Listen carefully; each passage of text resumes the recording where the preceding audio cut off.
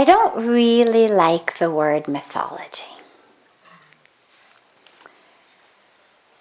It takes truth and undermines it. So, I'll give you an example. Let's say you have a child, and your child keeps trying to stick his fingers in the electrical socket. Okay? And you say, don't. You're going to get electrocuted. But the kid keeps doing it. And then one day you say, "Ow, beta." You sit your son or daughter down on your lap. And you tell them the story of when a young girl or boy, just their age, also thought it would be really exciting to stick their finger in the socket, and how they got electrocuted, and how their family was so sad to lose the child, and their friends were so sad, right? Now, is that a myth? What is that?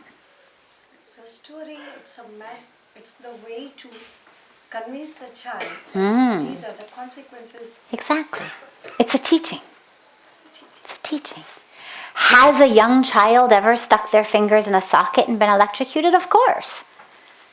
Did you happen to know the child? Did it work out exactly that way? No. But is that even relevant to the story? No. When we say mythology, when we say, we're raised with all of this spiritual mythology, it absolutely, in one fell swoop, just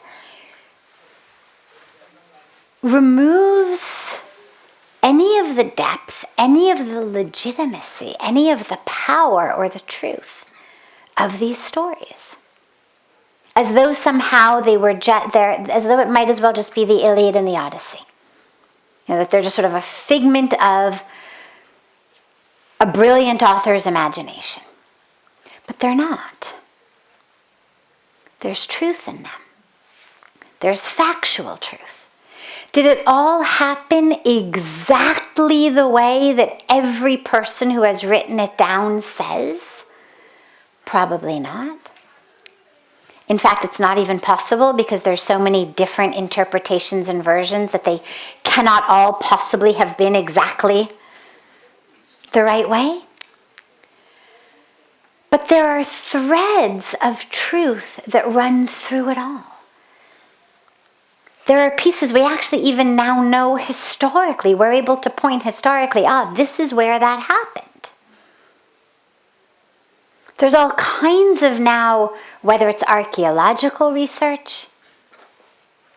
About 15 years ago or so, there were all these images from NASA of the bridge from India to what we now call Sri Lanka, but at the time was called Lanka, under the ocean. So up until NASA gave images showing a bridge under the ocean, the Ramayana was just a myth. Now, suddenly, miraculously, out of the blue, we have a totally inexplicable bridge that seems to exist under the ocean, exactly where the Ramayana said it would be, dated back thousands and thousands and thousands of years.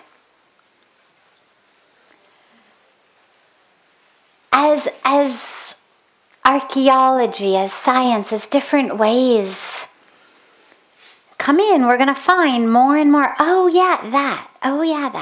Now that doesn't mean that every individual drama happened exactly like that.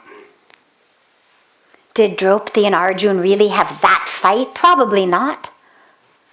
But does that mean that it was a myth? No. And that's important because as we get educated and we become sophisticated and we consider ourselves modern and sophisticated, it's very easy to just turn our back on all of that as though it were myth. And we are now sophisticated enough not to believe it. But in that are teachings and truths that are actually of essential value. So that's the first important part, is just because you were brought up with it doesn't mean it's not true. It's very, very alluring to be more sophisticated than that which I was brought up with.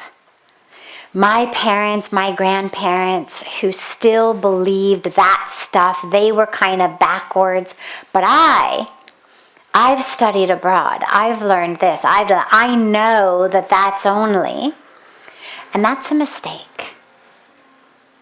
That's a big mistake. Because there's a wisdom in the ancient truths that, yeah, you don't have to get wrapped up in the drama of different pieces. But the truth, the messages, the don't stick your finger in the light socket piece of it,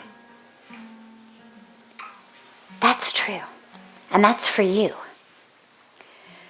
So that's the first part. And then when you say, how to get the mind out of these things and into meditation, well, I'd say allow these teachings, these stories, actually to be there in your mind. Because the message of every one of them is connect with God, have faith in God, meditate.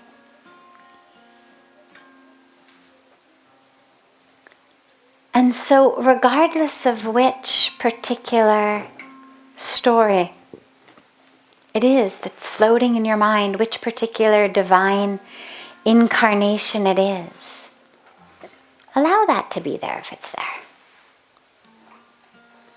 And then take the teaching of that story, which is go within. Find that truth within. Find that path within. There's a reason that all of these stories have the divine incarnation, the hero of the story, always going through great suffering and troubles. Because it shows us the way how in our lives, if our stories of God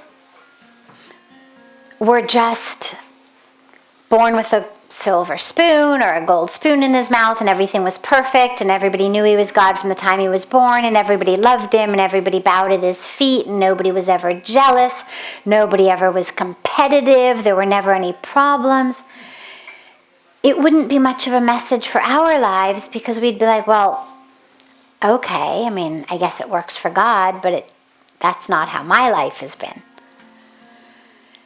But when we're going through troubles and we feel like I can't be connected to God, I can't have integrity, I can't follow my Dharma right now, I can't live in that truth. Well, these stories show us, oh wait, look at what they went through. Look at what they had to go through. And the stories are so extreme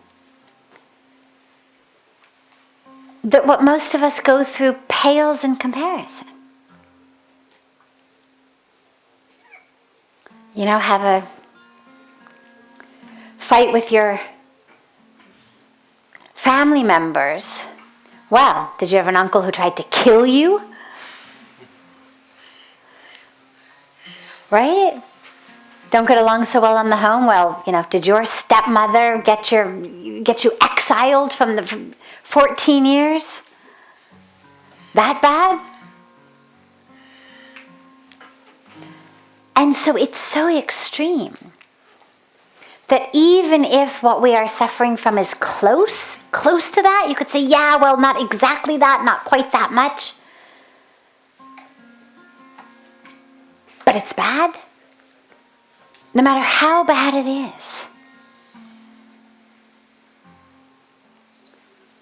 it's almost never as bad as what they go through in the stories, which forces all of us into that situation of, okay, well, so that means the teachings are for you. Because otherwise, we feel, well, yeah, that's a teaching for people for whom it's all going right for. Easy to say when everything goes right, but you don't know what I've been through. You don't know the story of my life. But when the story is even worse than you've been through, and the teaching is there, there's no place to doubt this is for you.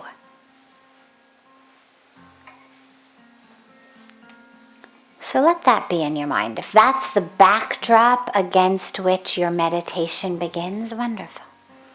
But just as you don't let your mind get distracted by the little nitty-gritty drama stories of your day-to-day life, in the same way you don't want your mind to become a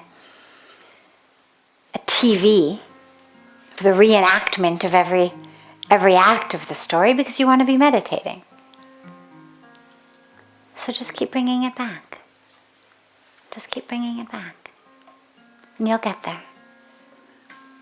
Yeah.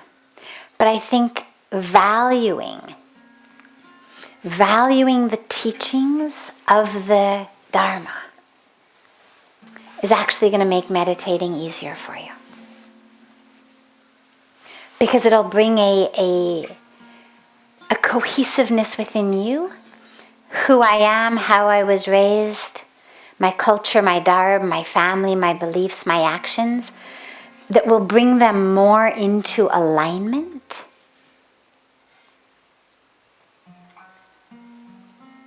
Than if you're dismissive of this and dismissive of that and dismissive of this, but still trying to